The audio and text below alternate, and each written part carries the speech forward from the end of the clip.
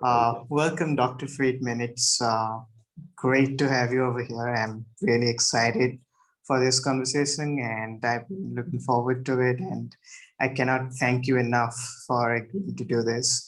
And I don't And even have to make an 18-hour airplane flight. yeah, thanks to technology. Uh-huh. So I think the audience already knows a bit about you, but just for those who don't know, to give a bit of a background, and this will also be my first question. You were born in a family of economists. In fact, your mother was Rose Friedman, your father was the uh, Nobel Laureate Milton Friedman, but you decided to study chemistry and then did a PhD in theoretical physics and then choose to work and taught economics at University of California, Irvine, and spent a major part of your life doing the work of economics. And now you've been a professor of law at Santa Clara University. How did that come about? Sure. I originally went into physics because I didn't want to spend my life being identified as my father's son. And and physics seemed like the next most interesting subject. And I eventually concluded that I was a better economist than a physicist, and that it was therefore a mistake to stay out of economics. That basically, by the time I was a postdoc at Columbia, I was no longer in an environment where the fact that I was smarter than the people around me was enough to make up for the fact that I was less interested in physics than they were.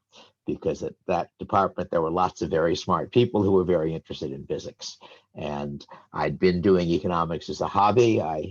My first piece of economics really was a piece done when I was still a postdoc in physics on population issues, where I was trying to figure out what the net effect of having one more child was. And everybody took it for granted that it was negative. And I concluded that if you actually tried to calculate it, you couldn't tell that there were positive effects to having one more child and negative effects. They were both pretty uncertain, and there was no particular reason to assume the sum was negative. And that, I should say, is roughly my attitude on climate issues as well. That I think that everybody takes it for granted that anthropogenic warming makes us worse off. I don't think we know that. I think if you actually think about it objectively, there are significant negative effects, there are significant positive effects. There are very low probability risks of terrible things happening if you have global warming, and there are very low probability risks of terrible things happening if you stop global warming. So it seems to me it's essentially the same situation. And part of what's interesting about it was that when in roughly the 60s and early 70s, the terrors of population growth had roughly the same status that the terrors of warming have now. That was the looming catastrophe, which all competent people knew was coming, and something drastic had to be done to prevent it. And only sort of stupid people who didn't understand science didn't know that. It turned out to be wrong, that the people who were worrying about about population catastrophe made a bunch of predictions. The extreme prediction, which I should say represented sort of one extreme of the respectable opinion, was that there would be mass famines in the 1970s with hundreds of millions of people starving to death. But the more general, pretty much everybody other than Julian Simon and I guess me and a few other people, mainly Julian Simon, agreed that if something drastic wasn't done to hold down population, at least poor countries would have terrible things happen to them. That, the US is pretty rich and we probably wouldn't starve to death or have terrible things, but Africa and India and places like that, unless something drastic was done, they get much poorer. What has happened in the roughly, 60 years, 50 or 60 years since then, is that although Africa is still poor, it's noticeably less poor than it was then, not more poor. Ditto for India. China is a lot less poor, of course. And the prediction didn't come true. And I find it a little disturbing that roughly the same people, still with roughly equal confidence, assert this time the looming catastrophe we've got to do something drastic about. and ignore the fact that such predictions were made with equal confidence about something that didn't happen. So anyway, that's a digression because you asked me about my background. But what I was going to say was that I did that piece while I was still a postdoc in physics. Somebody asked me to do a discussion of population issues from a pro-market standpoint, since all the discussions were from the other side. I thought that was fun and interesting, and that I was actually doing good work. I felt as though I was doing original stuff there, where I didn't feel as though I was in physics. Somebody offered me the opportunity to get a postdoc, basically doing economics at University of Pennsylvania, and I spent 2 years as a postdoc there, and then a year as a lecturer at Penn. During that time, I wrote my first published journal article, which I'm still happy with. It was a theory of the size and shape of nations, in which I had a model which I claimed explained features of the map of Europe from about the fall of the Roman Empire to the present. And that was neat. And I discovered much later that the next thing in that literature, the next attempt to use economics to look at that question, was written by Jim Buchanan about 10 years later. And after that, a variety of other people. So that as far as I know, was the first in that. But it was an article I liked. I then met Buchanan. This was when Buchanan and Tullock were developing public choice theory, the application of economics to political institutions. In effect, my Size of Nations piece was really public choice work of a somewhat different sort, and Buchanan offered me to come to VPI as an assistant professor of economics. So I took that position, having never taken a course in economics for credit in my life. I'd sat in a little bit, but not very much. Mostly I'd talked economics with my father and thought about economics and read economics. Jim Buchanan, I suspect deliberately, got me during the time I was there to teach more or less the whole curriculum, because teaching a course is a good way of learning it. So that got me much more into economics. Then a fair while later, there was a exchange at University of Chicago between two very prominent economists, George Stigler and Gary Becker, and two very prominent law professor people, Richard Posner and William Landis, because Becker and Stigler were offering an argument for, in a sense, privatizing law enforcement. They had quite an interesting paper, which was arguing that the standard model of law enforcement, where you hire cops to arrest people, has an internal problem. And that is that the cost to the criminal of being convicted is larger than the benefit to the policeman of convicting him.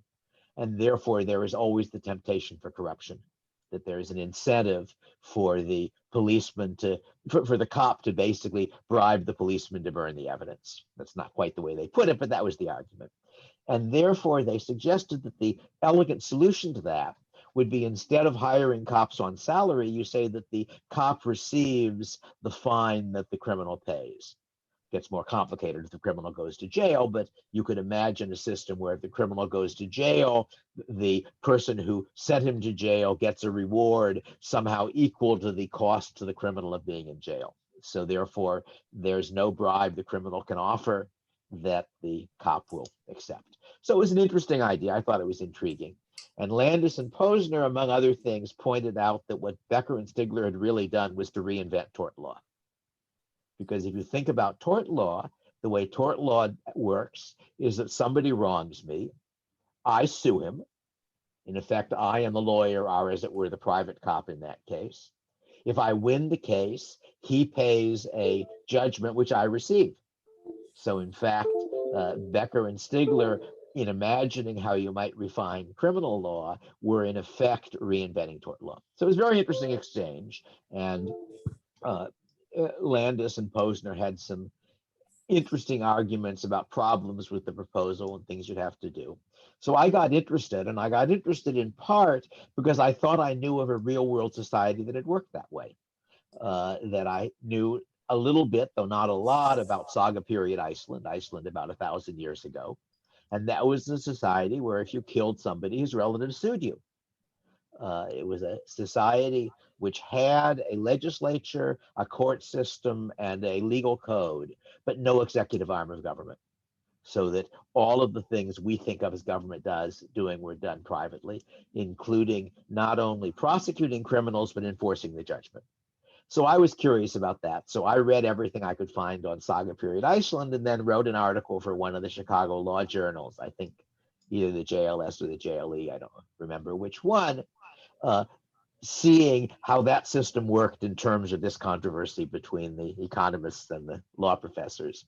And there also, I thought I saw a way in which a particular problem that Landis and Posner thought was insoluble could be solved. So I wrote another article on that. So I published those two articles, and Landis and Posner invited me to come to Chicago to visit, to argue with them at closer range. So I came to Chicago on a one-year position. I should say I've taught at a number of schools. I taught at UCLA for a while, but at this point I was teaching at Tulane in New Orleans, because the woman I wanted to marry had finally agreed to marry me, and she was working for Shell Oil as a geologist in New Orleans. So I got a position in Tulane and moved to New Orleans.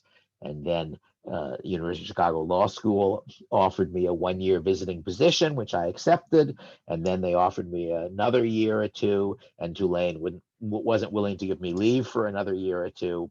So I left Tulane, accepted a position at Chicago, ended up spending about 9 or 10 years at Chicago on a one-year temporary position. At that point, Landis and Posner, I think, concluded they couldn't persuade their colleagues that they needed another economist as a full-time member of the faculty. I'd been a research fellow, and Santa Clara University wanted somebody who did economic analysis of law, which at that point was what I'd been doing for about 10 years. So they hired me, and there was somebody here in the economics department whose work I knew, who did neat stuff, which encouraged me. Also, my parents, my uncle and my sister were at that time all in the Bay Area. I should say, when you mentioned my family, you left out my uncle. Aaron Director was my mother's brother, and he was one of the founders of Economic Analysis of Law. He was one of the two first editors, along with Coase, of the Journal of Law and Economics.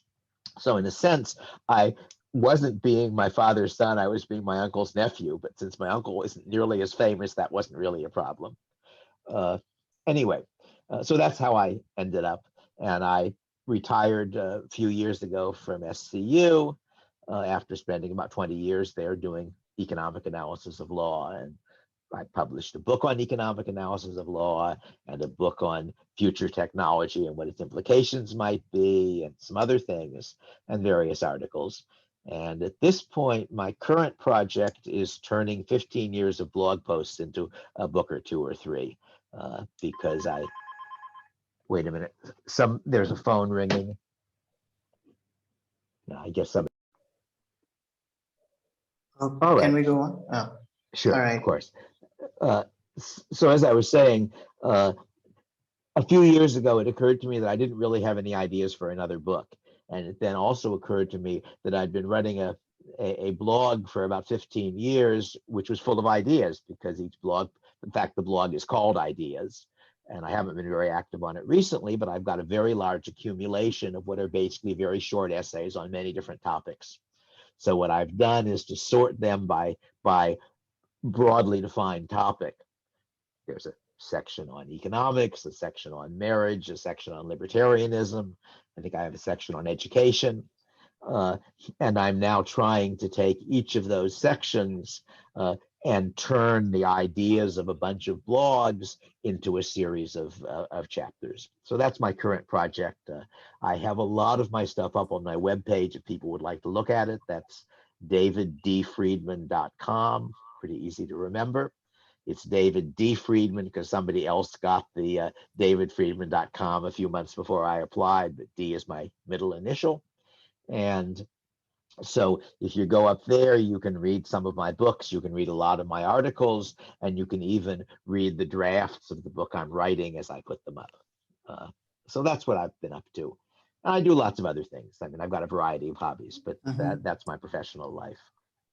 But that really ties into your thoughts about education, which we'll get to that, I think. But before we do that, I think I want to know if you faced any sort of opposition or objection because you were sort of an outsider to economics, you did not have a background? So was that ever present? I don't think it's hard to know because obviously I don't know the places that didn't offer me jobs. But I think my general theory is that having gotten a PhD in another and difficult field demonstrated that I could do the work. And having published, I should say my Size of Nations piece was published in the Journal of Political Economy, which is one of the top journals. And if you think about it, most doctoral theses in economics don't get published. And those that get published are unlikely to get published in a top journal. So there's a sense in which my article was a better qualification than a PhD in economics, even though a non-standard one. So I mean, I've managed so far to find positions. I didn't get tenure at UCLA, and I had an interesting conversation actually when I didn't get tenure with the department chairman, because he said to me, "Look, you're a bright guy. If you followed the journals and wrote articles on whatever is the current hot topic, you could pretty quickly get the kind of visa that would get you tenure at a place like UCLA." I said, "Yep, that might be true. If you were me, would you do that?" And he said, "No."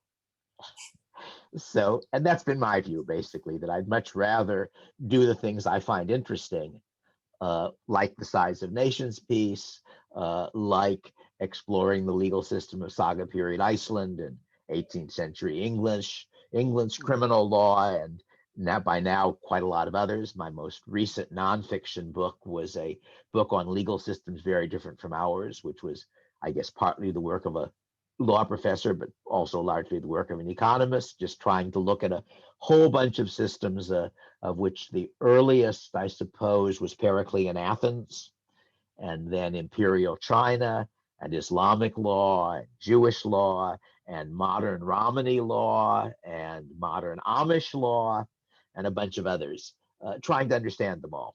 And I find that much more fun than saying, what's the current hot topic? Can I add a little bit to understanding it?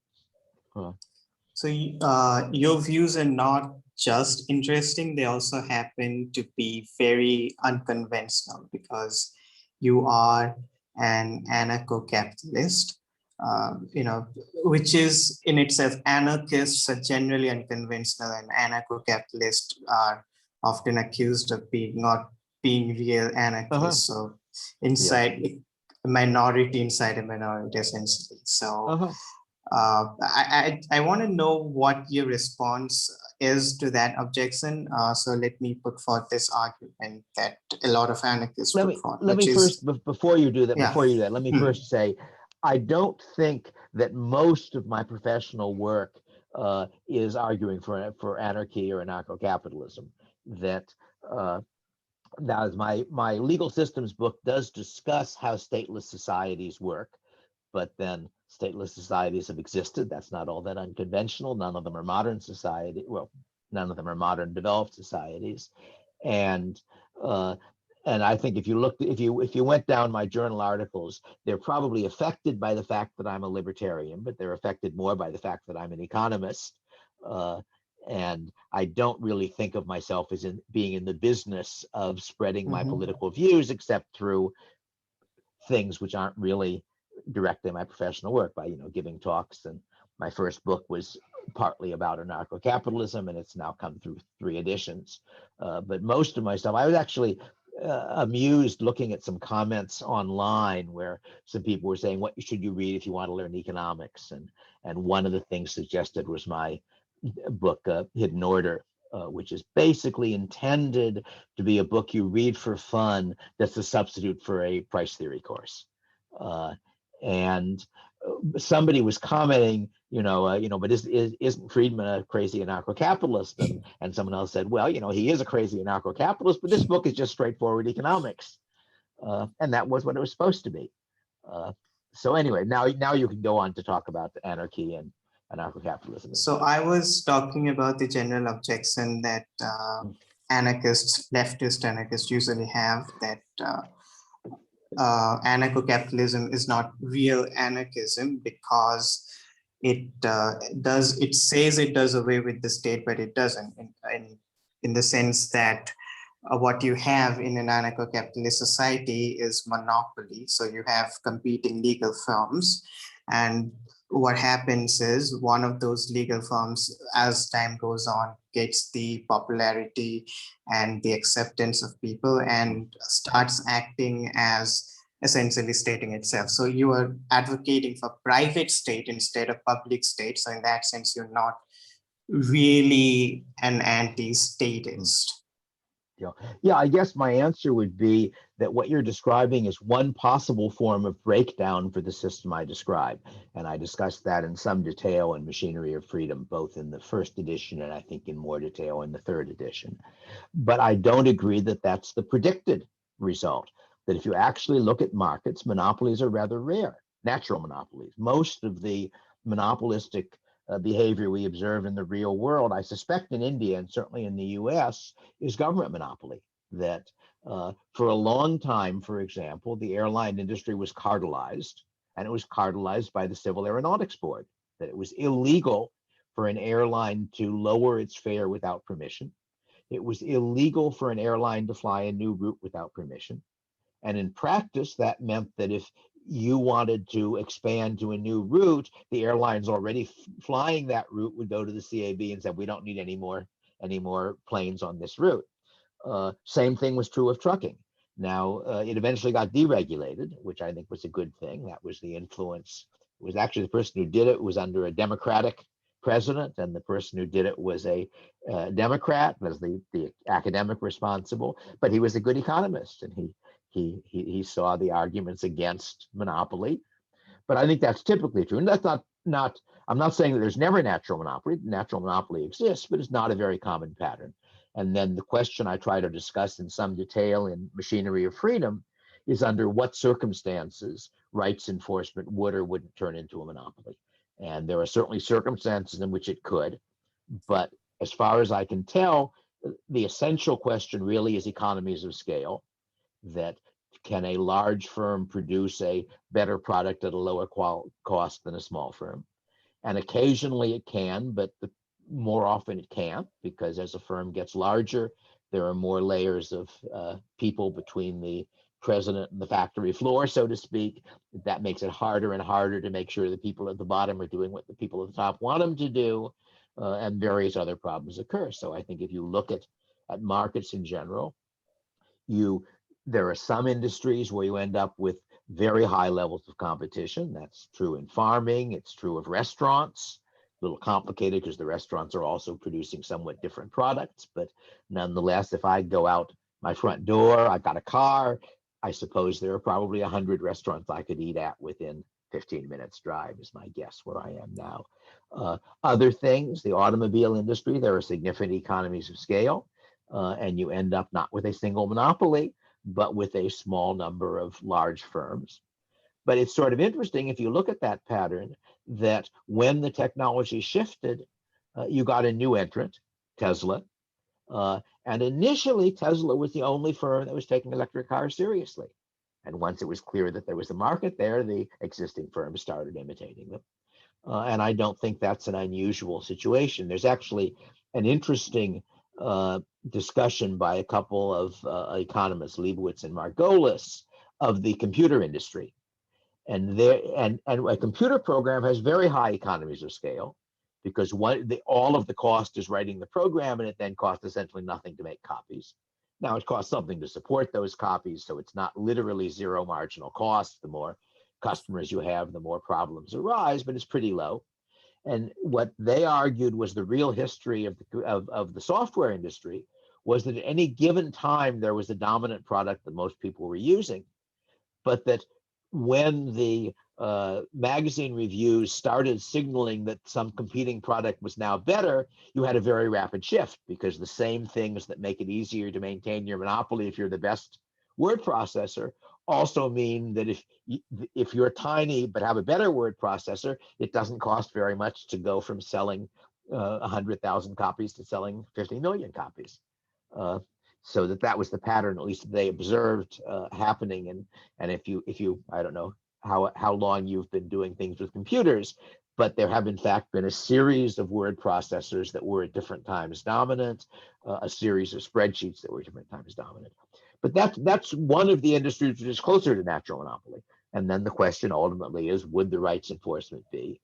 And my old argument back in the first edition of Machinery of Freedom, which was published about 1971 or 72, I think, was that if you looked at the nearest equivalent in the present system, which is police departments, you don't actually observe that large police departments do a better job at a lower cost than small ones. If anything, it seems the pattern seems to be the other way around, though it's hard to tell. I then discussed some other issues, in particular, the one good review that my first book, Machinery of Freedom, got was by Jim Buchanan. And I count a good review as one that makes the author think. And he pointed out a hole in my argument. And one of the things I did in the third edition was to try to answer that and to try to fill in that hole. But the hole did mean that there was a problem with possible economies of scale that I hadn't thought about. And so I discussed that. But if people are sufficiently curious, the second edition is webbed for free on my webpage. The third edition you have to buy, but the Kindle is, I think, $5 from Amazon. So there's also a print copy, but the Kindle is obviously cheaper and probably easier to get if you're in India. I assume people in India have easy access to Kindles that are published elsewhere in the world. Yeah. I would think we've they got would. Amazon. Yeah, we've got Yes. Amazon. I assumed. Yes, you've been to India before, I think. You've talked about it. Yeah, So, yeah, so my sort of response to that would be that let's agree that monopolies are rare, but when you're talking about something as complex as laws, there has never been it's sort of private law, so private law firms. That isn't true. That isn't true. There has never been private law in a modern, developed, industrialized country, but there are certainly examples. Saga period Iceland is somewhere in between because there was a single law code, but all enforcement was private. Sorry, my phone is ringing again. You want to turn off the recording for a moment? So in Saga period Iceland, you had private law enforcement. And the story there is quite interesting in these terms, because over a period of several hundred years, you did have a shift to more concentration. The system that I've described lasted for about a third of a millennium, about 330 years. And the last 50 years of that was a sort of an on and off civil war, which I interpret as the fact that prior to that, all violent conflict was really over, I think you've wronged me, you haven't agreed to compensate, we're going to have a conflict over that. And I think the last 50 years, it looks more like who's going to be the ruler of Iceland when this is all over. And you had basically a situation where in the first couple of centuries, you have essentially dispersed power, and the nearest equivalent of rights enforcement agencies, which are the Gothar, which are generally mistranslated as chieftains, but they were basically individuals who had a bundle of legal rights in the system, such that you plugged into the legal system through the particular Gothi you had chosen to be your Gothi, but you could switch who it was, so it was a competitive system. And for the first couple of hundred years, there were lots of them. And then by the end of the period, individual families had gotten control, in a sense, of the bundle of rights that had originally been dispersed among many, and that system did eventually break down. So I'm not a utopian. I don't think that there are systems that can be guaranteed to work perfectly forever. And I've also argued that the system I argue for, although I think it will give you better law than what we now have, will not give you perfect law. That there are circumstances in which if you try to use economics to understand the market for law, which is what I try to do, there are circumstances in which there's market failure on the market for law, in which you don't get the best law. It's just that I think my general argument has been that market failure is a relatively uncommon situation in private markets and the norm in political markets, that market failure comes when the person taking an action is not bearing the net costs, when he can impose the costs or impose the benefits. It's a situation where if I do something and provides a benefit for other people, but I've got no way of charging for it, that means I may not do it even if it's worth doing. That's the ultimate nature of market failure as I see it, situations where individually rational behavior doesn't lead to group rational behavior. And I'm just going to tilt my screen a little bit so I'm better centered. As I see it, that's the normal situation in political systems, that voters, bureaucrats, judges, lobbyists, none of them bear the costs or get the benefits of their action. So you would expect market failure to occur very often in political systems and to occur occasionally in market systems. But anyway, so as I say, I think it is possible that my system would break down that way. The basic weaknesses of my system, I've discussed this at some length. One of them is the danger of what I think of as cartelization, of the rights enforcement agencies getting together and saying, we won't take your customers, you won't take our customers, now we can raise the price. And I think if you have only 2 or 3 agencies, that's quite likely to happen. If you have 100, it's quite unlikely. If you look at cartel formation in other industries, it's hard to do if there are many players, unless the government helps you, which is the usual solution. And we aren't going to have a government. And the other threat, of course, is attack from a foreign state.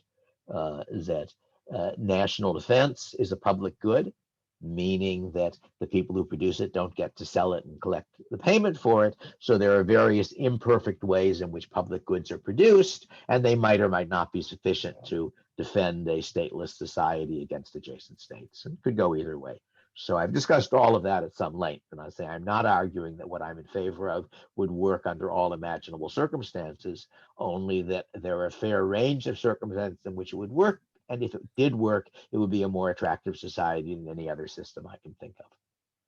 Would you describe medieval Islam as being closer to sort of the anarcho-capitalist society, or closer to being a sort of anarcho-communist society? It's not anarcho-communist, it's private property. There were some local sort of Village communes. social insurance arrangement. There weren't any villages. You couldn't have a village community because there were no villages in Iceland. It was a dispersed population. But there were some arrangements. I think Kropotkin does discuss some form of village communes called repars. But they aren't villages. There are no villages. There are arrangements, which we unfortunately don't know very much about, in which people in a particular neighborhood, in effect, shared the responsibility for taking care of widows and orphans and such. And I think also for if people's houses burned down, for helping them. But those weren't, those weren't villages because there were no villages. There was dispersed farmsteads.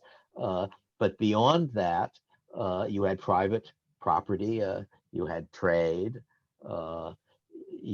so it's hard to describe that as an anarcho-communist system. No, I would say it is closer to anarcho-capitalist than modern societies like mine and yours are, but it isn't all the way because the legal system itself is not produced in a competitive market. And I would have said that Somaliland probably is closer because it did not have a fixed legal code in the same sense. Probably, I don't know enough about the Bedouin, but they may well have been as well. In any case, so no, I don't think it's anarcho-communist, although I know that some people have tried to make, some modern anarchists have tried to make that argument. At least when I originally encountered it, the argument, Kropotkin wasn't around for me to argue with, but when I encountered that argument, it was initially being made by people who knew essentially nothing about Saga period Iceland and were making up their facts. And I contradicted them multiple times, and the argument got better as they took out some of the talk about various features of the society that didn't exist in Saga period Iceland. But yeah, no, it would be nice if we knew more about the local arrangements. But given that the property was privately owned, that the individuals could buy and sell their crops and their goods and did, it's hard to see how you could describe it as an anarcho-communist system. Well, I don't think anyone exactly describes it as such. I think they say that it is something like similar sort of thing because of the mutual aid systems, which Kruptokin talked about in Yep. his book. So Yep. I think that is essentially the argument that the Yep. anarcho-communist is making. But of course, a capitalist society can have mutual aid societies as long as they're voluntary, uh, and did. I mean, the U.S. had various mutual aid things prior to the welfare state. I don't know a lot about it, but I've certainly seen references to it, uh, where people essentially agreed to contribute something for taking care of problems. The So I don't think that defines it.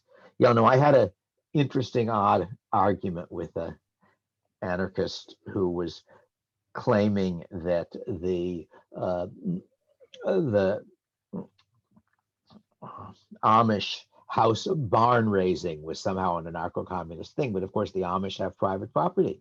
The Amish barn raising is producing a barn that will belong to the person whose land it's on. So there's certainly a lot of cooperation, but then cooperation is consistent with a communist or a capitalist system, because voluntary cooperation is a part of most capitalist systems, for pretty obvious reasons. Uh, Hmm. Well, I think that a lot of the sort of anarcho-capitalist texts that I've read seem to argue from the perspective that the state is an immortal entity, and from the Rothbardian sort of natural rights perspective. But you have a consequentialist, though not exactly utilitarian. I know you've correct. taken issue with that before, Yeah, but definitely sort of consequentialist, cost benefit analysis type correct. argument for anarcho-capitalism. And I'm I want the audience to know what that argument is. So if you can just Sure. summarize that. Sure. Let me go first to say why I want to make that argument, because I am not unsympathetic to the rights-based view, but as far as I can tell, nobody has ever given an adequate basis for either natural rights or any other moral position. That is to say, I have moral views, as most people do. I think of them as moral intuitions, and uh, on the whole, I think they're true or false. I don't think they're just tastes, but I don't think I can prove that fact. On the other hand, I think economics, one can make arguments with evidence and logical structure and so forth.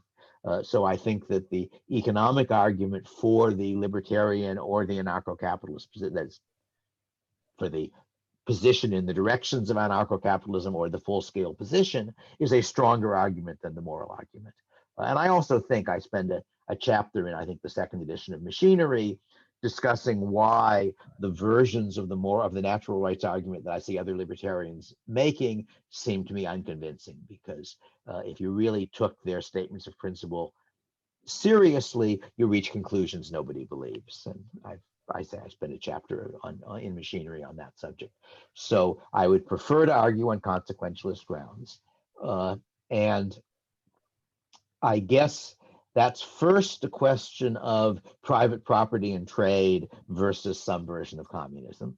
Uh, and I think we've got pretty striking evidence for the superiority of private property and trade, if nothing else, the history of China over the last 30 or 40 years. That China was a dirt poor country. It stayed a dirt poor country for a long time under communist rule.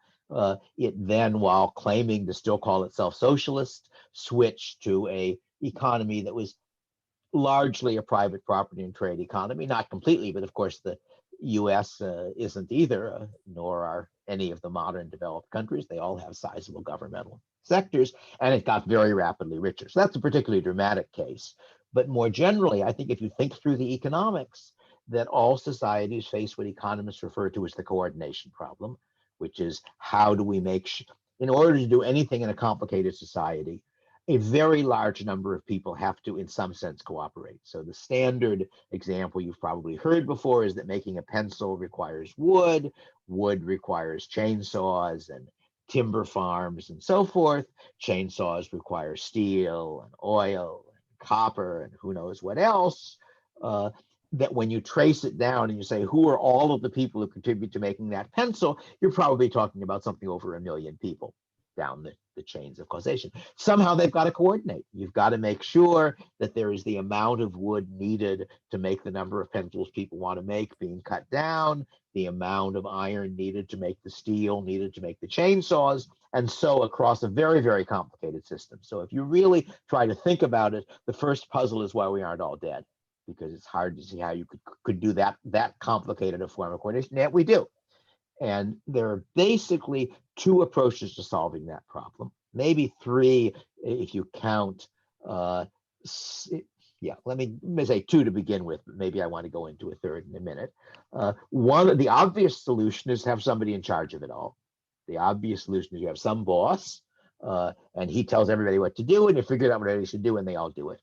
And that works for very small groups, if you're thinking of, a family firm or something. But it scales very badly. That the larger the number of people involved in the coordination, the harder it is for the boss to know the things that all of the people on the ground know, the harder it is for the boss to figure out what people should do, and the harder it is for the boss to actually make people do what he tells them to. So that centralized direction tends to work very poorly on a large scale. The alternative that works and scales is a decentralized mechanism. And I think all of the decentralized mechanisms we've observed that work for large groups are some variant of property and trade. That is to say, I own things. If you want something I own, or if you want my direct assistance, you make me an offer I'm willing to accept. And really explaining why that works probably takes about a semester of price theory, which is one reason why I wrote the book Hidden Order, so you could do it without going to college and hopefully enjoy the process. But the basic logic of it is that prices signal to me, the prices of things I'm going to make or sell signal to me their value to other people. The prices of things that I want to use as inputs signal to me the cost to other people of producing them. Hence, when I make a decision, I am bearing the cost and receiving the benefits. I'm bearing the cost, but I've got to pay other people to get them to be willing to work for me or sell me inputs. I get the benefit because other people buy, either I consume what I produce or else other people buy what I produce for the value to them. So therefore, to at least a first approximation, you're getting a perfect form of decentralized coordination. And that's only the first approximation for lots of reasons that an economics text can go into, but that's still a whole lot better than the alternative of having a boss trying to figure out what a million people should do and telling them what to do, let alone 300 million or whatever India is now, I suppose a billion or close to a billion. What's the population of India now? I'm not sure, but it's definitely close to a billion, yeah. But it's got to be somewhere close to a billion by now. So I think that's the sort of basic practical argument for markets in general. And then the argument for anarcho-capitalism, if I'm arguing with people who agree with me, they want a capitalist society, but they want a government running it. There are really two arguments. One of them is the point I made before, that we have no good mechanism for getting governments to do the right thing, that there are probably areas of activity where you would benefit by having a government. But we have no way of either making sure the government in those areas does the right thing or constraining it not to do other and bad things in other areas. So that would be part of it. But beyond that, creating a legal system is not a trivial problem. As people who've actually gone to law school or studied law know, legal system is a very complicated object, as it were. In the system of institutions I propose, it's being produced on the market, that you have private courts, what I call arbitration agencies, which are selling their services to pairs of rights enforcement agencies. So that each pair of rights enforcement agencies knows that if there's a conflict between their customers, they need some peaceful and predictable way of settling it in order to provide a good service to their customers. So they contract in advance that we will accept the judgment of this private court. Now you can say, how is the contract enforceable with no state? That the answer is it's enforced because they're repeat players. that if my rights enforcement agency refuses to go along with a judgment against their customer, then yours will refuse the other way, and then we have to fight each other, and that's very expensive, and people don't like having their front lawns turned into free fire zones. So it's in our interest to agree to do that and to keep that agreement. And then what are the rights what are the arbitration agencies doing? They're trying to figure out what kind of law, of legal rules, the rights enforcement agencies would like to buy. And what are the rights enforcement agencies doing? They are saying, what kind of legal rules would our customers like to be under so that we can get lots of customers and charge them money for our services? So you have essentially a market for producing law. And I discussed in some detail in I think the third edition of Machinery, the fact that it's not exactly like ordinary markets because of the complication that the legal rule between me and you has to be the legal rule between you and me. So there's a sort of a bargaining element to what you're doing. But nonetheless, I think that comes a whole lot closer to being an economic way of generating good law than the mechanisms we use at present by governments. So basically the argument for capitalism is that private property and trade is the one known way of doing a good job of coordinating large numbers of people. Now, I should say that you might argue there's a third option because some anarcho-communists would say there's a third option, we just all voluntarily cooperate. And I think that is very hard, even if you have the best of motives, which you can't count on people having. The problem is that it's a very complicated problem. So how do I find out what people on the other side of the country need done without a price system, a price mechanism? So I think, again, you can do that on a small scale. I do. I have various hobbies in which I do things for free for people, and people do things for free for me. The covers of my recent books, well, 2 or 3 of them were done by a lady in Florida, a Russian immigrant, who is obviously a fan of my writing, and I would consider a friend, though I've never met her in real space, but she's a good artist, and she did several covers. One of my covers I did buy, but I bought it by offering a signed copy of all of my books to whoever gave me the best idea for a cover on my blog. I basically have set up a contest on my blog, and I ended up getting, that was for Machinery, for the third edition of my first book, and it's the best cover that book has ever had. It's better than the covers done for me by publishers, even better than the cover I designed for the Spanish translation, which had my idea, but is still not as artistically effective as the cover on the third edition of Machinery. So I suppose in that context, in other contexts, one of my hobbies is historical recreation, mostly from the Middle Ages. One of my related hobbies is lapidary work, cutting semi-precious stones for the fun of it. I cut many more stones than I have any use for, so I have a standing offer that if people are making authentic medieval jewelry based on real pieces, I will donate cabochons for them to do it with. So that's the kind of thing that I think anarcho-communists imagine happening, but I don't think you can do that on a very large scale. I think it works and sometimes is very pleasant as a way in which people have a common interest, because I want to promote the hobby of historical recreation. The other people do want to do it too. From my standpoint, one of the best things I've gotten out of Facebook is seeing other people in the hobby who are doing the same things I do, but better. And that's always very impressive and encouraging. So anyway, so my point is that I don't want to reject voluntary cooperation, because I think it's a real part of attractive societies, but I don't think you can use it to feed 300 million people and produce cars and all the rest of it. And therefore, and of course, with a private property trade system, you're always free to give things away if you want to, and I do. Similarly, as I was saying earlier, a number of my books and most of my articles are up on my webpage to be read for free. They're up there. Now, I get some benefits. That means that I sometimes get invited to go someplace like India at someone else's expense and give talks because people have read my stuff.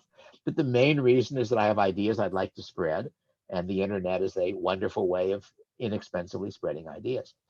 So I would have said that kind of cooperation ought to be part of an attractive society, but it ought to be always voluntary. And for all the things that I want people to do where I don't have something for me to do for them that they really like, and where they aren't friends of mine, I can pay them for that, and other people can pay me for things I do and thus we can coordinate a society. I think that a major objection to the anarcho-capitalist society would be because you believe in private property. Most anarcho-capitalists do so, assuming who is the person who defines private property, like who, like we have government now, which tells us Yes, that this is my property. In yes, the absence of state, how do yes. we ensure that we have a property? Let me give So, you a scenario. So let's say that I have a private property, and then I have I have hired a legal firm to protect the private property, to defend the private property.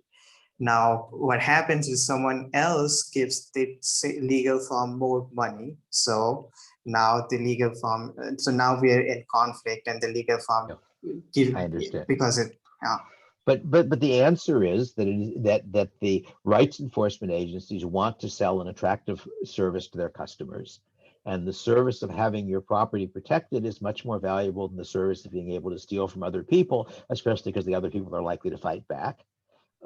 And that is in the interest of my rights enforcement agency and your rights enforcement agency, in order to avoid violent conflict, to agree in advance on rules. And the rules are going to tend to be rules that both sets of customers like. But the idea that private property originates with the state just isn't true, because private property not only predates the state, it predates our species. There is a primitive form of private property in territorial animals, that there are lots of territorial species.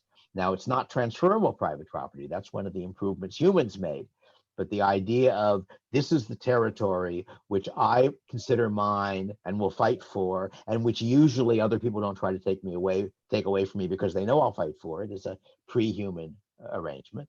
And as I think discussed in my book on legal systems very different from ours, you get versions without the state. If you really want my sophisticated answer to your question, I think you want to look at an article of mine which is called A Positive Account of Property Rights, where what I mean by a positive account is that it's neither moral nor legal. It's an attempt to explain how human beings behave. And it's not really limited to property rights. It's really rights in general, but I wrote it for a conference on property rights, so that was its title. And I'm not sure I can do justice to it in this kind of context. I think people are better off reading it. But the real argument is a sort of a game theory strategic equilibrium, in which people have, as it were, invisible lines defining what they think they're entitled to, enough so they're willing to fight for it, even if the cost of the fight is greater than the value of what's at stake.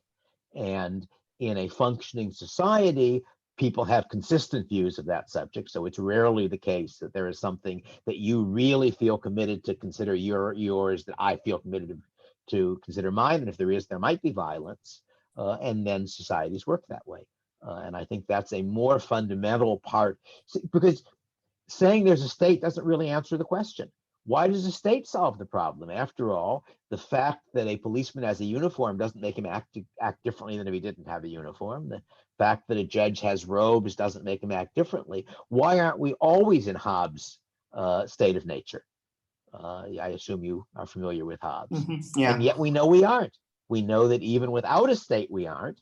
If we were, the species wouldn't have survived. But obviously, without a state, the violence would escalate. And I'm here talking It's about, not obvious that without a state, the violence would escalate. uh, Insofar as I can tell, Saga period Iceland was less violent than contemporary societies. That even if you believe the estimate that was made for the period of breakdown, the Sturlung period, which was done by an academic a long time ago, and I have not gone over it well enough to know how well you should trust him, but he tried to count bodies, because violence in the Icelandic sagas is very small scale. They normally list the people who are killed. And there are sagas that cover the whole Sturlung period, and he's added up bodies. And if his numbers were right, during 50 years of what they regarded as intolerable violence, the death rate was about equal to the US highway death rate.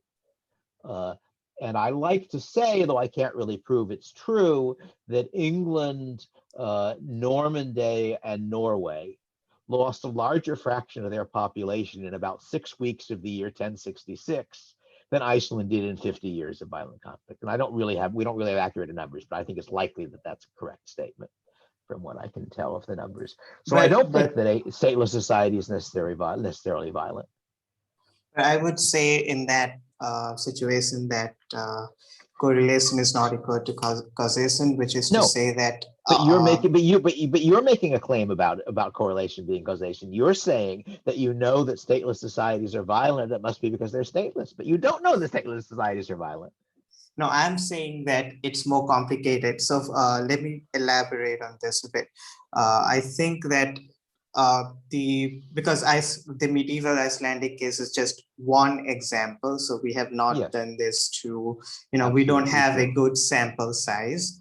And the second would be, we can evaluate whether violence becomes less or not through the examples of where state has appeared, and Steven Pinker has done that in The Better and Just of Nature, and he has found that as the state grew stronger and became more sort of concrete and more organized, violence became less. So this is, I would say, one example of the case where violence became less as the state grew stronger. In the Icelandic case, we can say that maybe it was the culture, maybe it was the values that people said, or things like that, instead of saying that it was because of the way the society was organized. I have not read Pinker's book, so I'm not in a position to critique it. I gather, I was just reading something that Nassim Taleb apparently has argued that he's wrong with regard to violence, that what's going on is rarer but larger wars, essentially. This is Taleb's general view of black swan events, that you're talking about low probability but very bad events in this case. So I'm really not in a position, I'm afraid, to comment on that evidence. It would be interesting to see. But part of the problem is that if you look at states, you see an enormous range. You see a state like the Soviet Union that killed many millions of its own population. You see there's an estimate on democide by a scholar no longer alive, but whose specialty, as it were, was trying to study and get numbers for societies where the government killed its own people. And his estimate for I think most of the 20, I think actually the estimate stopped in 1980 or 1990 or something, was something over 100 million. And that's not implausible. There have been some states that have done very well and some states that have been just dreadful. So I don't think you can really generalize about states or this or states or that, or about stateless societies. And the question is, do you have good reason to expect it? And part of the problem is that the existence of a state means that people creates a conflict, because it means that there's a sort of a common pool we're all trying to grab at. Whereas if you have a reasonably well-defined set of property rights, the way I get your stuff is by making an offer you're willing to accept. Whereas in my society, one way of getting your stuff is to get Congress to pass a law saying your stuff is mine. It's not that simple, but that's what it amounts to if you think about taxation and transfers and seizing property, which governments do, unfortunately, much too often, even in my country, under civil forfeiture or under the claim that the government that turning the property over to a private firm is a public use because the town thinks it'll get more taxes that way. That's a real case. That's the Kelo case. So I just think that that states present a lot of opportunities for conflict, and stateless societies create some opportunities for conflict. And how much you have is going to depend a lot on the details of the society, on how its rules are set up, what the customs of the people are, and so forth. So I don't think at least I don't find convincing the claim, but I ought at some point to read Pinker's book, because he's obviously a bright and interesting guy, and see what kind of evidence he has. That my impression of the evidence for England, where I've looked at some of it, is that there is a sizable drop in murder rates from the Middle Ages to the 18th century. The figure that I was interested when I was looking at that in the effect of inventing the police force, because England in the 18th century didn't have a police force. It was a system where criminal law was privately prosecuted but enforced by the state. So if somebody robbed you, it was up to you to find out who did it and to bring the evidence to court, but then the court would enforce the punishment and have the trial. And as far as I could tell, it was not clear that the murder rate after that was replaced by a modern system in the 19th century was any lower than the murder rate in the 18th century under the previous system. But the problem there, at least, was you just don't have very good data. That what you have, after all, are only murders that people know about. So you have cases that reach the court system in some sense. And so I don't know, but I'd have to look at Pinker's evidence. But my guess is that basically as societies get richer, that violence tends to decline, that you are less likely to have to kill somebody to get what you need to survive, that you will probably have better medical care. So if there's a fight, it's more likely people survive. So at least I would want to know, did Pinker make a serious attempt to control for levels of per capita income in what he was doing? Well, I think it did. I think you need to read that book because I have I also need to. read Taleb's critique, which I did not found to be convincing. Yeah. I did not think Taleb read the book because he misrepresented Yes. Pinker a lot of times. That's certainly in possible. I have not read Taleb's critique either. I'm just saying what an account of it that I had seen. So I agree. I would have to read it and have an opinion on it. But I'd better to read Pinker and see if I can figure out whether there are things wrong with it.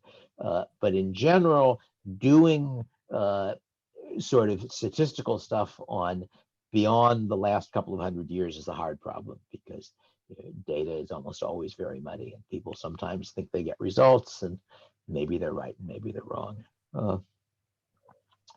One of the things I was sort of happy with my first article on size of nations was that there was a article by, I think, McCloskey about the subject of cliometrics, of doing Deirdre quantitative. McCloskey.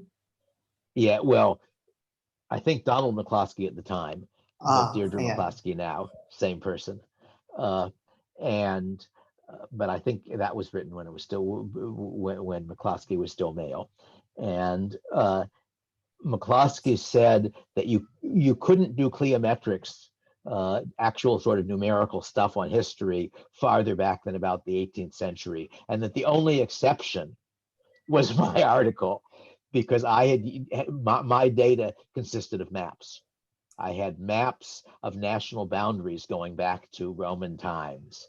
And since my theory was a theory about how national boundaries changed and why, I was actually able to do statistical analysis of that data back about 1800 years or 1700 years, maybe not that, back, I guess, call it 1500 years. And I thought that was sort of neat, that opinion of it. But anyway, but I said I'd really have to read Pinker to have an opinion on him. But I just think that the variation among stateless societies and among states is so large that I don't think you can really generalize as to one of them being more peaceful than the other. Also because we don't have a good sample size. So a lot of what Yes. we're doing now is merely speculations. It's not That's exactly correct. based on evidence. That's we're talking correct. about what could happen. Right.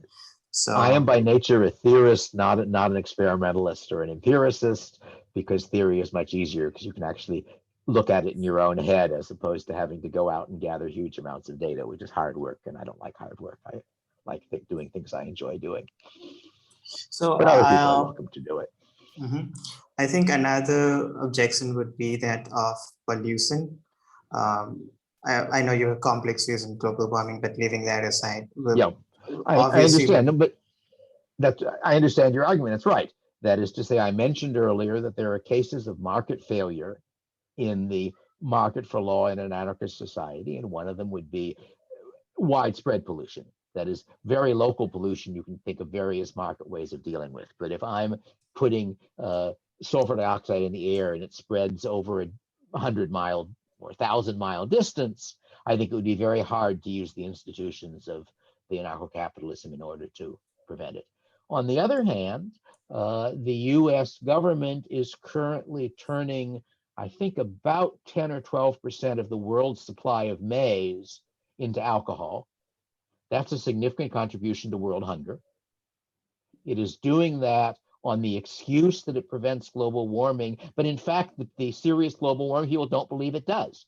The calculations on the total CO2 costs of the cycle of growing corn, transporting it, turning it into alcohol, as I understand it, the conclusion that was reached some time ago was that it does not reduce CO2.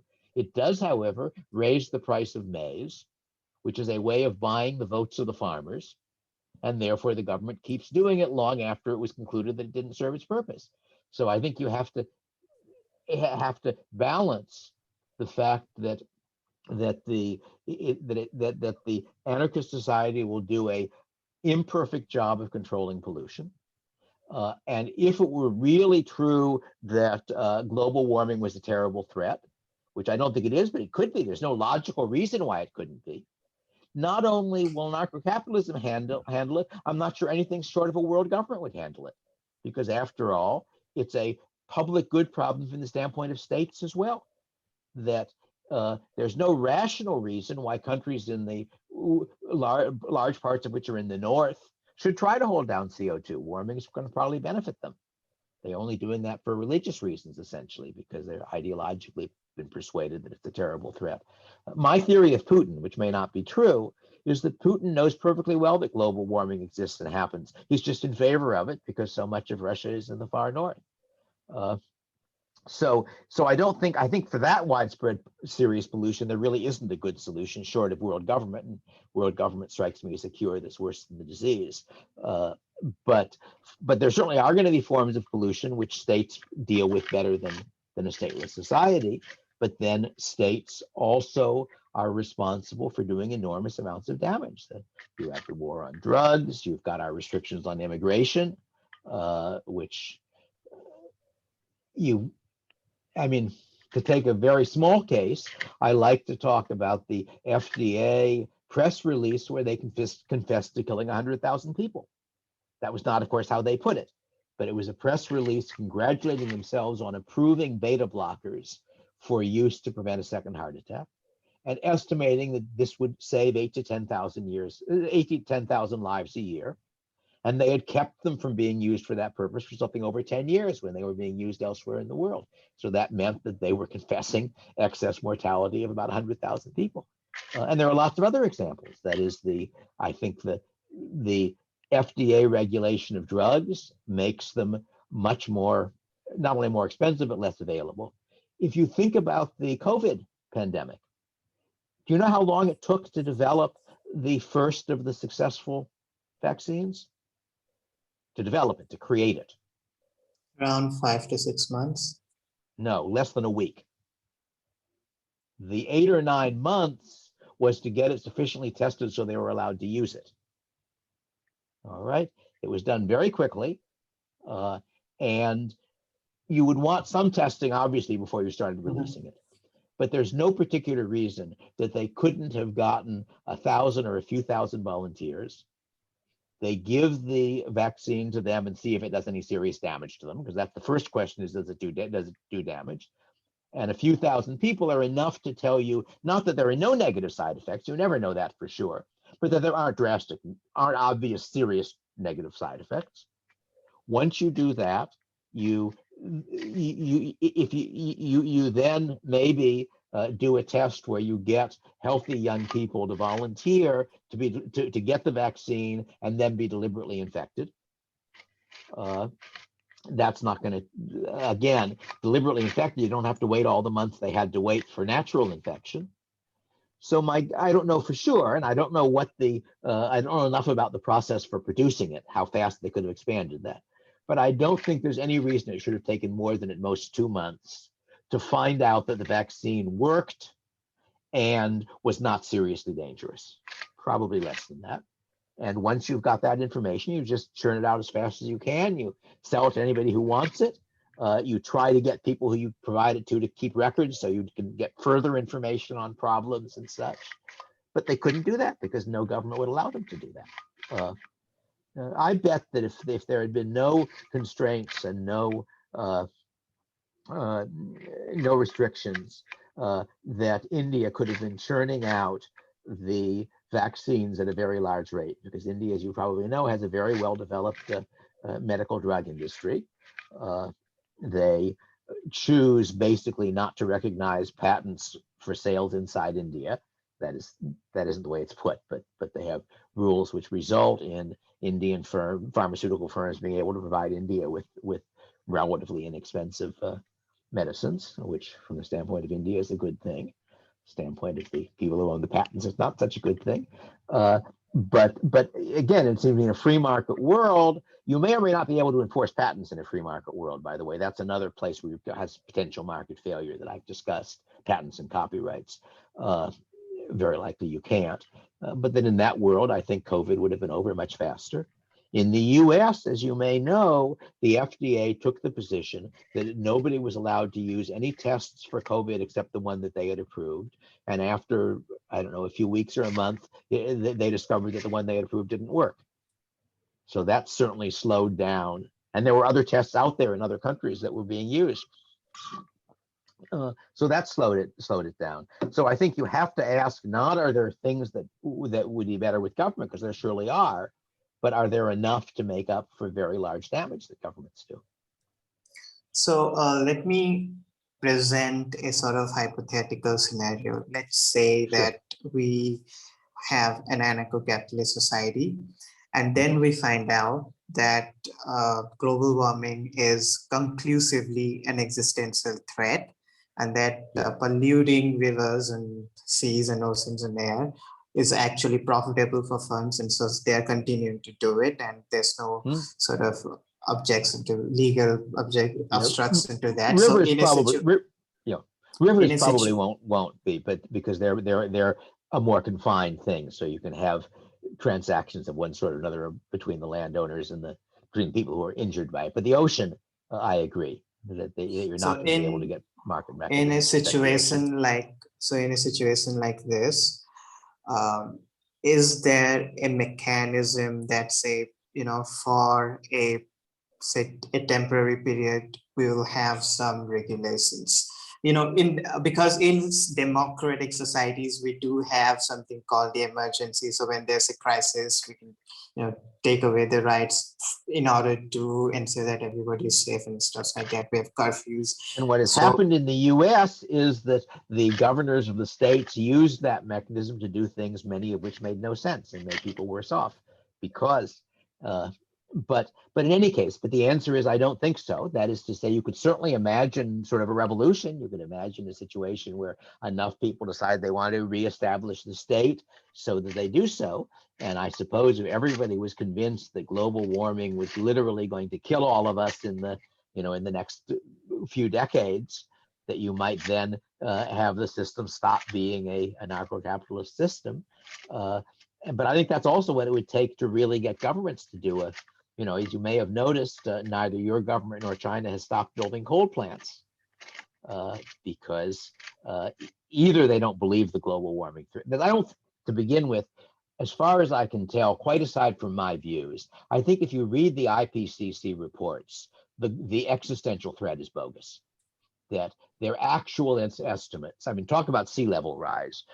I believe the 5th IPCC report, if I remember correctly, on the high emission scenario, which is an unlikely high amount of CO2, the range of sea level rise for the end of this century is up to about a meter. A meter is about half the distance between high tide and low tide. So when people are talking about how we're going to have floods flooding large areas of the world, maybe in 300 years we will. I don't think you can predict very well, very far. But that's not what's going to happen in any of our lifetimes, at least on the available evidence so far. But if it did happen, that is, if it suddenly became clear to everybody in the world that there was an existential threat that could only be dealt with by joint action, then I suppose people would, in some form or another, reestablish governments. They'd have a revolution to establish a world government, I suppose. But that does not strike me as a very likely or very attractive outcome. But there aren't any safety. There are no safeties.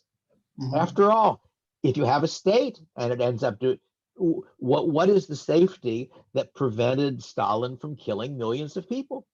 What is the safety that prevented Mao from killing tens of millions of people? There aren't any, the world doesn't provide options in which we can be safe. It's a disturbing fact, but it's true. It only provides different gambles. But you are arguing that an anarcho-capitalist society would be better than the society that we have. So another problem that an No, anarcho I'm arguing that in the circumstances in which it functioned, it would be better. I'm arguing that if it were stable, it would be better in its outcomes. But the basis for that is that I don't believe that there is a market failure problem, which is an existential risk. I think, or rather, I believe the only market failure problem, which is an existential risk for anarcho-capitalism, is foreign invasion, national defense. But I don't believe that any of the pollution, warming, etc., are existential risks. I think that they are things in which you will get less desirable outcomes than you would like, but then you will get more desirable outcomes in other ways than you would with the present institutions. So I'm wondering, let's say, taking John Rawls as an example. I know Nozick has an answer to this. I'm wondering what your answer is.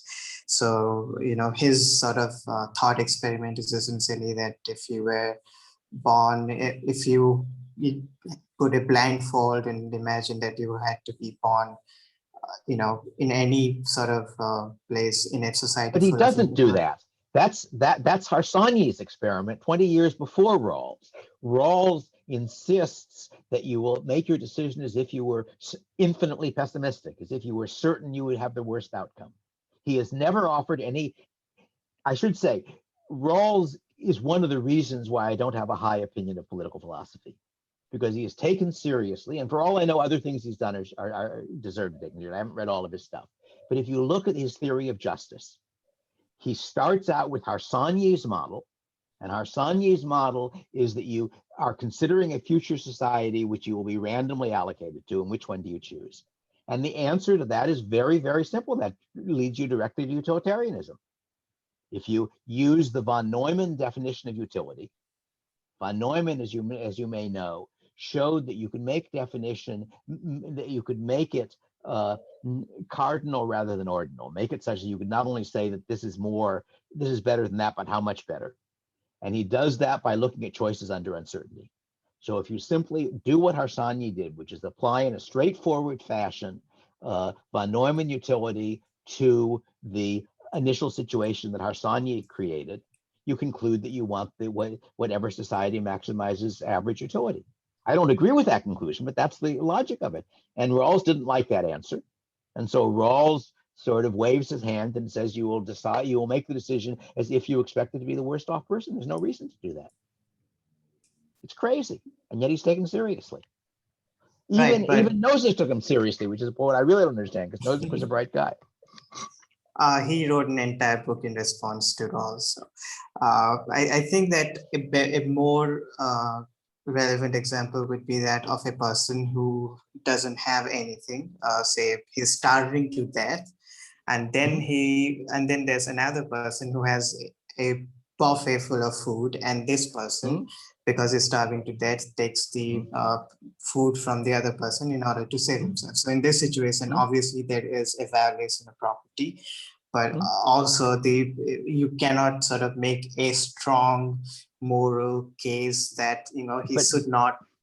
But I don't want to make strong moral cases. I want to make consequentialist cases. How do you set up institutions for redistribution where you have some reason to expect that they'll be used to help the starving person at the expense of the rich person, instead of the other way around? Look, let me describe the country you're living in from the standpoint of a foreigner who visited it.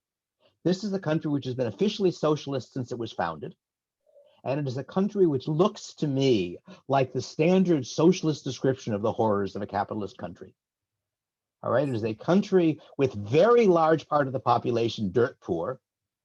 And then I spoke at a basically business school, whatever they called it, I think in Bangalore, and whatever you're supposed to be your Silicon Valley and sort of southern central India, I think it's Bangalore. And it's lovely. There was a forested region area, could have been a U.S. University in a not too densely populated state, with nice buildings and lots of space and pretty trees. It was about, I would say, half a mile, a rectangle roughly half a mile on a side, with a very high wall around it with barbed wire on top. That's India. That's what your socialism has produced. I shouldn't say your, because obviously you aren't responsible for it. But my point is that you have to ask not what do you want a government to do, but what will a government do? And sometimes governments do good things, and very often they do bad things. And that's true of my government too. Yours is more dramatic because India is a much poorer country, obviously. But my government, I mentioned the Kilo case before. You had a city which thought that if it got a business in a particular large chunk of land, that it would get more taxes. So it seized the houses it told the people who owned houses in that area that they had to sell. They didn't have the option of not selling at the price the city set, although it presumably was trying to set a roughly market price. When somebody refused to sell, that ended up in the Supreme Court case. That's New London v. Kelo. And the homeowner lost. The houses were torn down, and that area is still empty. Because in fact, it turned out it was not profitable for the business that had claimed it was going to come in. And there are other cases, but I think if you look at it in the real world, the places where horrible things, people did starve to death in the 20th century. And where did they do it? They did it mostly in the Soviet Union and China, because those were countries where the government controlled the economy. And in the case of the Soviet Union, at least, Stalin decided he would like a few million Ukrainians dead. I think that's my interpretation of the Holodomor. China, it's not as clear. It isn't clear whether Mao wanted people to starve, or whether, what I think is more likely, he basically was too convinced that what he was doing was right. And the people below him didn't want to tell him he was wrong. And so the local people basically didn't report how terrible things were, where they lied about what their grain production was and rice production and such, up to the point where 30 million people starved to death. So that's what really happens in a society where the government's got the power to take stuff from some people and give it to others. So I will agree with you on that, on the fact that the government does a lot of terrible things. But my view is that in a society like, say, India, which is very poor, where people are starving. So in a third world country, let's say, and an anarcho-capitalist system is not going to work, because people have these very bad situations. And so when you form a society without any sort of redistributive mechanisms, then you are widening the inequality gap. So I'm saying that you need a certain level of sort of sufficient resources that everyone has, sustainability, in order for you to form or think about forming an anarcho-capitalist or a free market society. Well, as far as free market society is concerned, you will notice that when China became more free market, it stopped being dirt poor. Well, the same with India. The same with India in 1990, when the liberalization process started. India went from being economically stagnant to, where it is. And Taiwan and South Korea and Singapore were all societies which did not have huge amounts of natural resources. Hong Kong is the extreme case, of course. It was, when I did the calculations a long time ago, back when we were talking about population, I calculated that Singapore was the most densely populated country in the world, and that Hong Kong, which was not an independent country, had roughly 10 times Singapore's population. And Hong Kong had a more nearly laissez-faire system than most other parts of the world. And it went from being dirt poor, full of penniless refugees, to having a per capita income higher than England's. So that wasn't anarcho-capitalism. We don't have that experiment. On the other hand, I'm not sure you appreciate how much richer moderns are than people in the past. I don't know what the current per capita income of India is, but if I had to guess, it's probably higher than the global average was 300 or 400 years ago. McCloskey, somewhere in one of her books, has the estimate from economic historians that the average global per capita income at the moment is about 10 times what the average was through most of history, and about 20 to 30 times in the developed world. So the global is averaging in India as well as the US. So it may well be that even though India is very poor, it is not as poor as at least some of the stateless societies of 1,000 years ago. You'd have to know more than I know to know. But I don't see that as it's not as if governments give you equality. That again, I described what I saw in Italy, saw in India, and the government isn't preventing that. The government, I think, had originally subsidized that business school, and there's a part of New Delhi which is supposed to have the highest property values in the world, or so they claim. So I don't think in general, and you know what is the very biggest thing the U.S. government does to promote poverty? It's not turning corn into alcohol. It's closing our borders. That you know we could absorb very large numbers of poor people, and we have. The U.S. in the period before in World War and after World War I, which is when my grandparents came over, was accepting about 1% of its population every year as immigrants. And that worked very well. And those people, and that was a much more laissez-faire society than we have now, which is one reason we have more problems with immigrants. Well, that's something that your conservative compatriots are going to disagree on, the open border thing. You think that because so do my liberal. Bernie Sanders is against open borders. Yeah.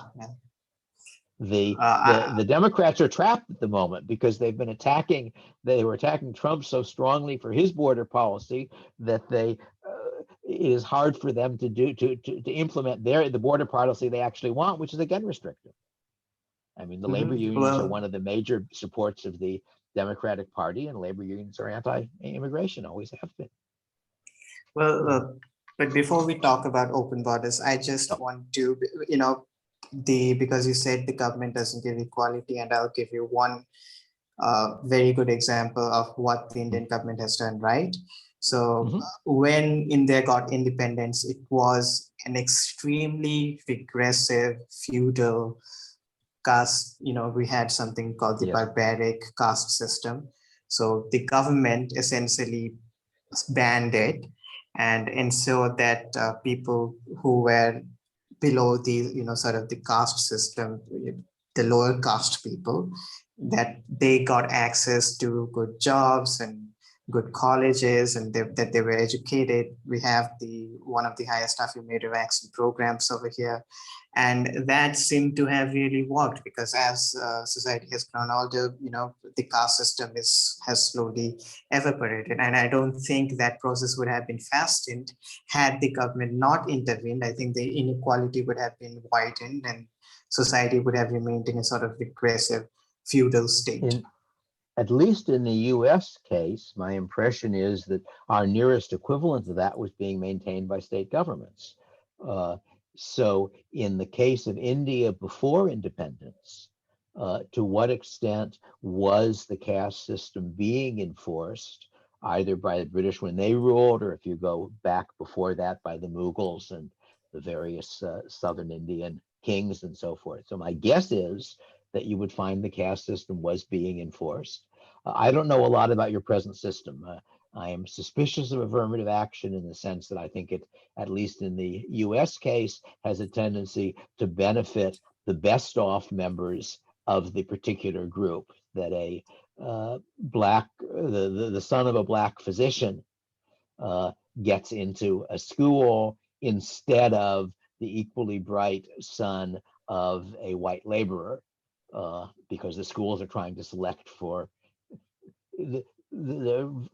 talented people and educated people, which people with well-off parents are more likely to be. But I don't know in India to what extent your affirmative action with regard to caste has actually meant just that a lower class person has the same opportunities as a higher class. I don't know if it does, or whether it means that those lower class people who can sort of get in on the system get advantages that a higher caste person wouldn't have gotten. You know more about them than I do, probably, although probably not enough, because one never knows enough. Yeah, well, I think that in the Indian case, affirmative action has definitely, because we had a very sort of closed society, as in, Yes, those from the lower caste. It's not just that we had wealth inequality, they were yes, I literally understand. ostracized from society. Sure. So in that sense, the government intervention did work, and it was against the will of the people, because the majority of the people at that time Mm, were casteist, believed in the yeah, caste system, yeah. misogynist, but Mm, because of government intervention and because mm. of the rights that we get, the fundamental Could rights, be, we were able to go to the place that we are now. could be. But then the question is, if you instead had had a free market system, one result would have been that India would have gotten richer much faster.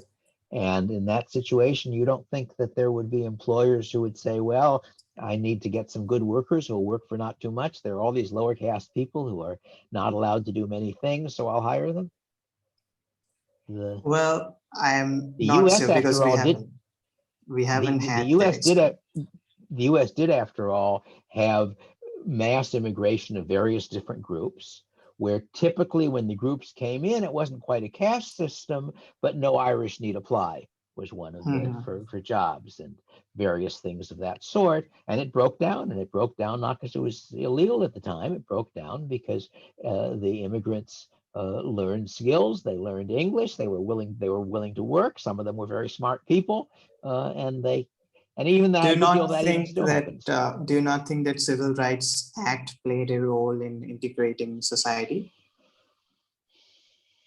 It's very hard to know. That is, I think the system, I think as long as the state couldn't maintain it, the system was breaking down. That one of the things that happened much earlier, back around, I suppose, 1900 or so, I don't remember the exact dates, was that there were people in the business of moving blacks from parts of the South where they were treated badly to parts of the South where they were treated relatively well, and charging for this service, basically, as they were offering that service. And they were suppressed by the state governments.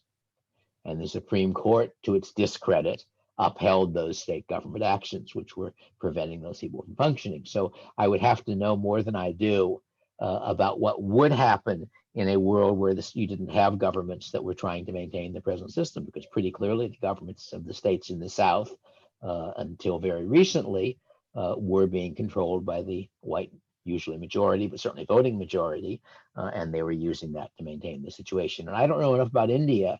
What happened if a lower class person wanted to do something that he wasn't allowed to do? Was it just that everybody shunned him, or was it that somebody beat him up or killed him? Yeah, well, there were lynchings, obviously, Yep. and they were beaten up and killed, and Yep. they were son, both of those things. The Yes, well, it's hard to know. That is one of the points I make in Machinery of Freedom, is that if the population has sufficiently strong anti-libertarian views, they're going to end up showing in Hmm. the legal system. But then if a society, maybe India was lucky, but if a society has sufficiently strong anti-group views, they're likely to show up in the politics too. Uh, the To what extent has the caste system disappeared? Do you know somebody's Well, caste? yeah, because of affirmative action, of course, you can know a person's caste name by their name itself, by their surname. So Aha. that, I would say that as someone those who are privileged, they would sort of not be aware of the caste system as much, because they were never brought up with those values, and Uh-huh. discriminatory attitudes. But Uh-huh. those at the lower rung of the in rural areas and lower caste people, they're constantly reminded of their caste. So yeah. Uh-huh. So if you were thinking of dating a girl, one of the things you would be aware of was her caste and your caste, or not? Well, I mean, not in Or my case, because I'm, relatively in the sort of urban, I was grown up in an urban society. So yes. So there's the an upper there's circle, an upper crust of the small minority of well-off and educated Indians for whom the caste mhm, system has essentially vanished. yeah. Uh, and that probably had no had not happened in the past, and I do not know whether it would have happened if there hadn't been governments maintaining the caste system or not, because I don't know enough. Yeah.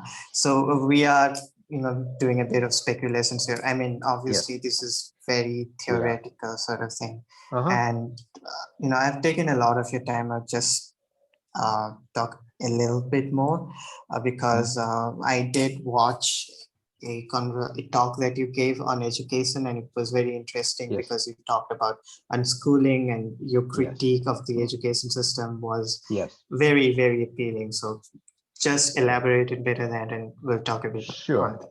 Sure. The standard model of education in the US, both in most private schools and in essentially almost all public schools, is that an authority decides what children are supposed to learn.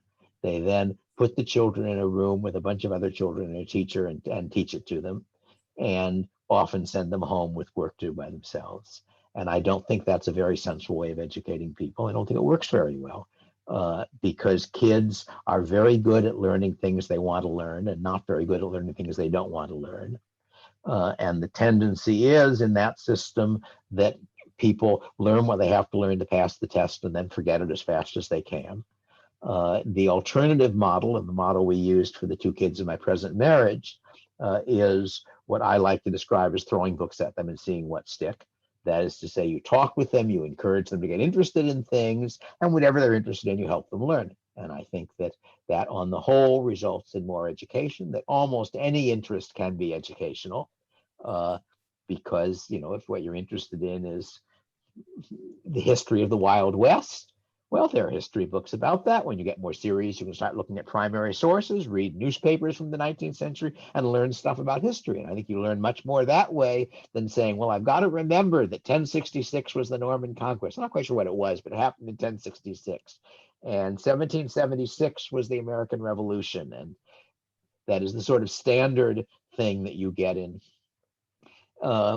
I guess for a different version of it that I've encountered in college, the idea that history of economic thought consists of cocktail party conversation, that you're supposed to be able to say, well, Ricardo believed in the labor theory of value. This is not true as it happens, but it's what everybody says. And Adam Smith believed in the invisible hand, which in some sense is true, but that doesn't really tell you their But idea. Smith did believe in the labor theory of value.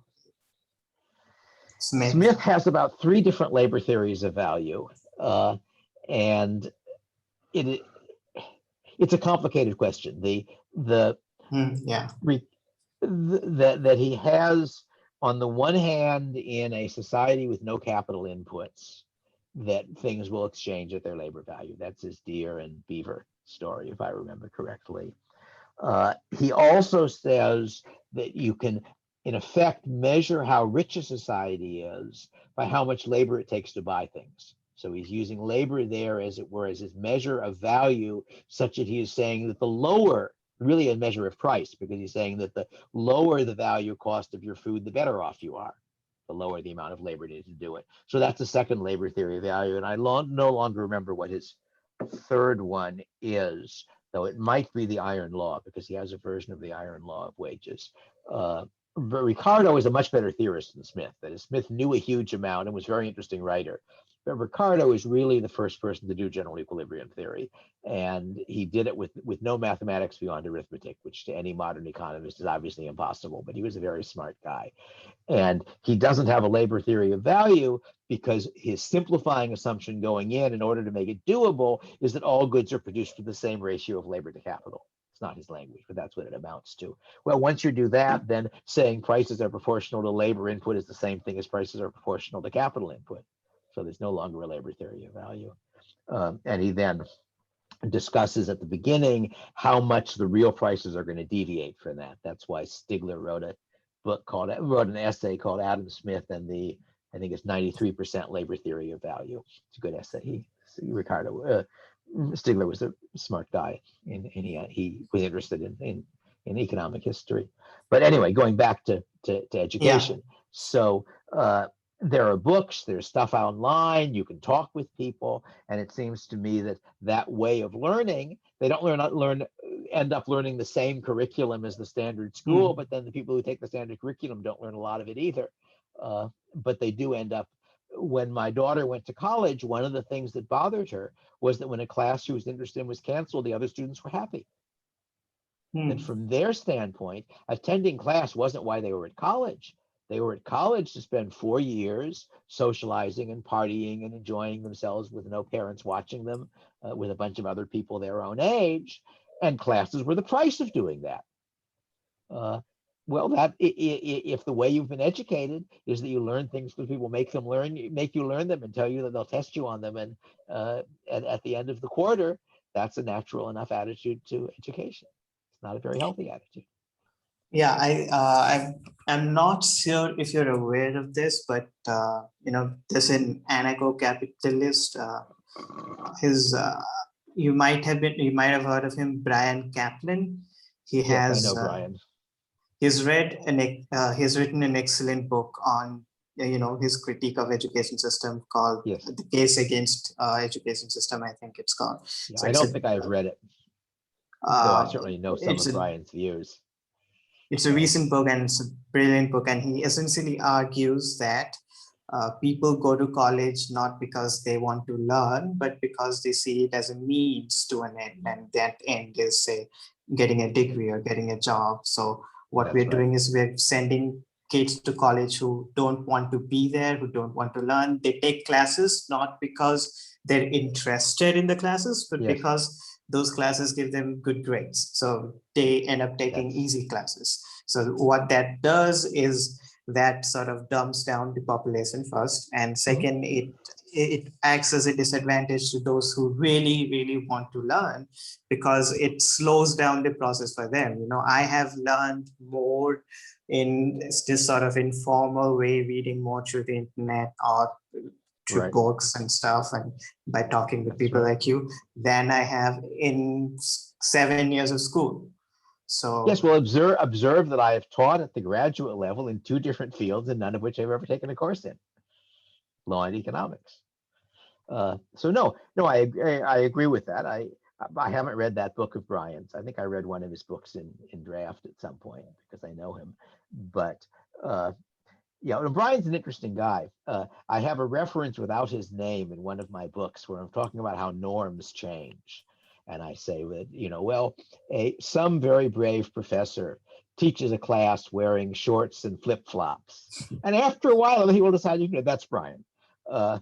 He also has up in his office, as I remember, a map from his early D&D campaign, Dungeons and Dragons campaign, and does various other non-standard things. He's an interesting guy. I actually spent a quarter at George Mason a good many years ago because I wanted to interact with the people there. Because it's not just Brian. Robin Hanson is there and a number of other sort of smart and somewhat unconventional people. And it's the kind of place where they all go out to lunch and talk ideas with each other. And not enough economics is like that, unfortunately. But it's the same contrast, really, between people who are doing it because they're supposed to do it and who are doing it because they want to do it. Which goes back to my point of why I didn't get tenure at UCLA. It's the same point. So do you think that what could be the solution to this? Because the thing is, even though I learn more from the internet and things like that, you need the degree to get a job. I need a degree to get a job, to have a career in academics. So yes, that is.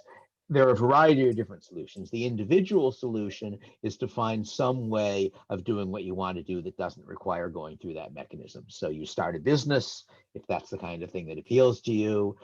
You write a novel. If you're a writer, you don't need to have take English classes to write successful novels. You don't have to write good novels, however, in order to succeed. So there are a variety of things. As you may know, Peter Thiel, a while ago, offered what was essentially a scholarship for not going to college. It was an offer for bright high school seniors who had a plan, who had something they wanted to do, and he agreed to give a certain amount of money to finance what they wanted to do. So that would be one example of one rich person was able to do. But those aren't societal solutions; those are solutions for individuals too. Or you go to college, and you either find a college that actually is teaching the stuff you want, and you take the hard classes instead of the easy classes, because there are classes you can learn in. So that's another option. But at the societal level, One of the solutions, if somebody could do it, and I don't know if they can, would be if you could create a set of exams that people took seriously enough so that passing those exams was a substitute for a degree. And I think in the computer field, I think that is the case. My understanding, at least, is that if you go to a boot camp, you have the same sort of chance of getting a job at a big software company as if you got a computer science degree. And there certainly are noticeable numbers of people. And I know that Microsoft, for example, has its own sets of exams and qualifications. And I assume I'm not, I mean, I did some programming a long time ago, but I'm not really a programmer, so I don't know that world very well, except that lots of people I know are in it. But my impression is that that's still a world where if you're good at what you do, you can avoid the whole business of going to college. But that's fairly unusual. But as I say, it would be nice if we could produce better substitutes for it.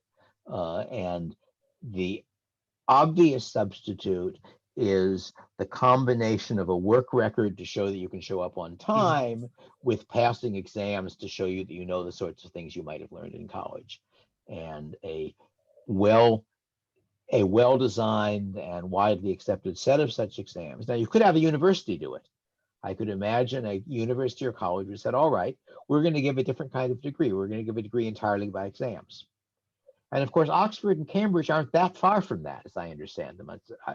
I've never been a student there, but my understanding is that the Oxbridge model is closer to what I want, in the sense that there are lectures that many students don't bother to attend. But that the important thing is meeting with your tutor, I think once a week for maybe, I don't know, an hour or 2 hours. And other than that, you're educating yourself. And the real control is that at the end of the 3 years or whatever it is, you take exams and you then end up with a first in this or a second in this or whatever. So I gather that the English elite system is in some ways closer to what I would recommend. But again, I may be wrong about that. That's just what I've been told about it. And I don't know if India has something worked on that. Do you have any schools that are worked on the Oxbridge model? No, we have a very sort of, grade-based model. So what we have instead is So you're imitating the US instead of the UK. That's very foolish. Yeah. Well, the education system is sort of culture is designed in a very sort of UK manner of the English medium sort of schools, but the curriculum itself is much closer to the US and the UK in that respect, in the grades respect at least. So what you have to do is you learn a certain set of subjects for 10 years, and then you give exams in those set of subjects, even though you may not like it, even though they might not be useful to you at all. And then you get into university based on what you perform on those set of subjects. So one of the legal systems I discuss in my legal systems book is Imperial China. And one of the great puzzles of Imperial China is the exam system, because entrance to government, to official positions, was basically gated by an exam system where I think maybe some hundreds of thousands of people had gotten past the first level. The second level had a pass rate of about 1%. And the third level had a pass rate of maybe 2 or 3%. And they weren't testing your ability to do government jobs. They were testing your knowledge of Confucian literature, your ability to improvise poetry, the beauty of your handwriting, a bunch of other things. And the puzzle is why they did it. And I argue in the relevant chapter that the Confucian exam system is alive and well in America, because although it's a less extreme version of it, in order to be an engineer, you're supposed to also have learned American literature and history and various other things, and so forth and so on.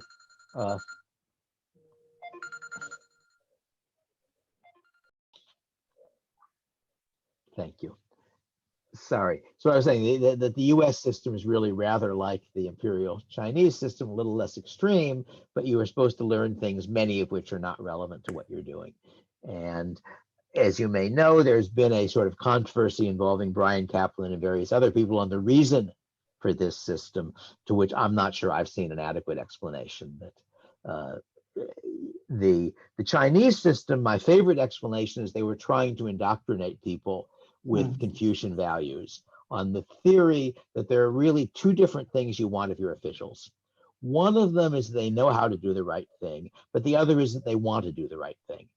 And that the theory, at least, was that in the course of memorizing all of this literature and learning to write good essays within that intellectual tradition, you got sufficiently imbued with the ideas so that you would see yourself as sort of a benevolent despot ruling over your little chunk of China, and not try to make money by taking bribes and stuff like that, or be lazy. And you can try to argue that there's something similar in our system, but it's going to be very hard to make a plausible argument for that. But I haven't really gotten involved in that very much. I just know that there are bright people other than Brian who have different opinions about explaining it. So, well, I'll definitely, have Brian Kaplan on to discuss this. So, Wonderful. Yes. To wrap this up, I think that you have wonderful ideas, many of whom are convincing to me. I'm convinced by the open borders argument and some of the sort of anarchist stuff, and the education stuff I'm completely convinced by, especially because I've read Brian Kaplan's book. But the thing is, do you think that you will be able to convince a significantly larger part of society so that they actually go ahead and do a sort of have a roadmap to form this society, whether it's in the anarchist society or whether it's in the education, every form of the education system? Yes. Education, maybe.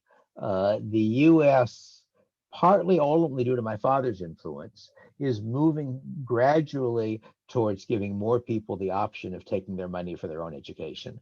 So that, for example, I was just in New Hampshire at a big libertarian get together that I enjoy, and New Hampshire just passed a law under which you can take your kid out of the public school and get the money the state, but not the local government, would have paid for educating him, which is $4,000 and some dollars, I gather, on average, and use that money to educate him any way you want.